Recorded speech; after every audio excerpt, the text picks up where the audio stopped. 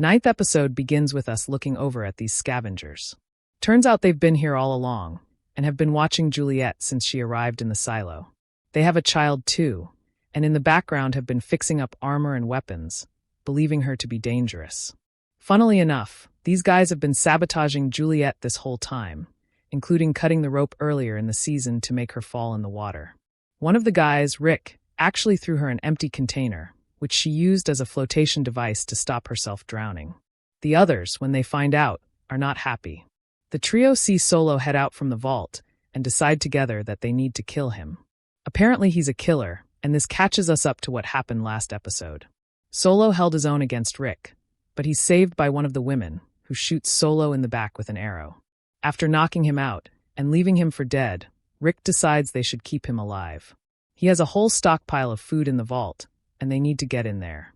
Leaving him bleeding, Rick and the women head upstairs and take Solo, needing to get the code for the vault from him. Audrey is not happy though, especially when she finds out that the blood trail could lead Juliette right to them. Well, as we know, it leads to the standoff at the end of the previous episode. The group decide to bargain, needing the food from the vault. Audrey decides that Juliette has as much time as it takes for her babe to cry again, and if she hasn't worked a solution by then, fake Solo is going to be killed, and with it, all of her stuff gone. Juliette unwittingly has the help of the girl called Eater, and together they work to get the code to the vault. Juliette does, however, find something inside a bag in a closet, which we find out later in the episode is actually another suit to make it outside. The real answers, though, appear to be found in the classroom, where all those numbers up on the blackboard now make perfect sense. It turns out this was left behind by those trying to get into the vault. Furthermore, the truth around the rebellion in this silo now starts to take shape. This happened a long, long time ago, and Solo, whose real name is actually Jimmy, was just a kid back then. This gives Juliette reason to speak to Jimmy, who's at least lucid and awake. He brings up that Russell was the one who entrusted him with keeping the vault safe. He swore an oath, but he wasn't the Shadow. He was Russell's son. Understanding this, time unfortunately runs out as Audrey's child begins crying. However, Rick stands in the way too and makes her stand down, knowing that there's more going on here. Jimmy was asleep the whole time, where people broke into the vault, and he trapped them inside, destroying the inside handle. In order to prove the validity of his story, he shows off the scar on the side of his chest. Jimmy has been haunted by the death of his father, who was killed right in front of his face for not opening the vault. Eventually they manage to get inside, where we see how beautiful the inside of this vault actually is. There are pictures up everywhere, along with paper birds, old relics, and a separate room full of food like ice cream. Interestingly, there's also an old relic room, just like in our silo, full of various trinkets. Jimmy shows off a suit he's been keeping safe all this time, and apologizes for not telling her sooner. Despite finding a suit, Juliette decided she didn't want to leave because she found solace with Jimmy and wanted to help him. In our vault, Lukas realizes that there are 51 different silos in total. He speaks to Bernard about this, who admits that yes, Juliette did make it to another silo. Apparently all IT heads and their shadows know about the silos, but this isn't what Quinn was hiding. So as a result, he needs to continue. Lukas does just that, and finds further evidence that he needs to investigate, stemming from the tunnel at the bottom of the silo. He'll get his confirmation there.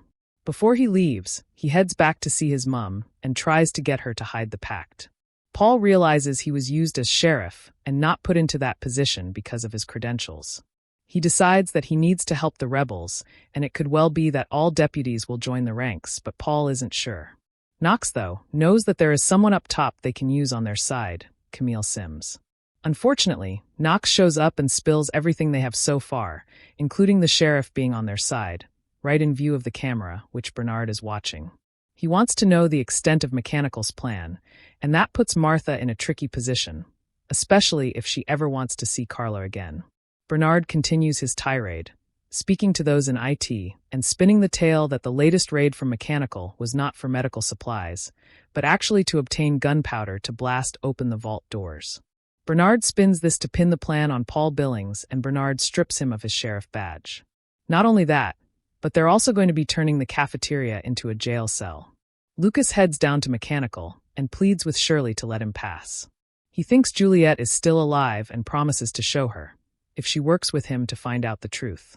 Meanwhile, Paul speaks to Sims and tries to work with him, explaining that the line for what's right and just has moved. He hands over the old relic, the slip of paper, and explains that he has no choice but to trust him to do the right thing. He speaks to Camille after seeing the old relic, and they realize the answers they seek could well be in the server room. Knox returns to Martha and reveals that he's figured out who the traitor is. He believes it's Teddy's mum. He's going to change the game, and part of that stems from using the rest of the gunpowder. Of course, he's completely unaware that through all of this, Bernard is listening to everything. Elsewhere, Shirley and Lukas head down to the depths of the silo. Just before they dive into the water, Lukas brings up that Juliette could still be alive, given her helmet showed her make it to the other silo. The thing is, the water is only up to his knees, and nowhere near as deep as he initially thought. Chuckling in relief, Lukas heads into the tunnel, determined to find out the truth. As he steps inside, a voice booms that he will need to follow the directives, otherwise the safeguard will be initiated. He agrees to play along, and as he utters the words "I do," the episode comes to an eerie end.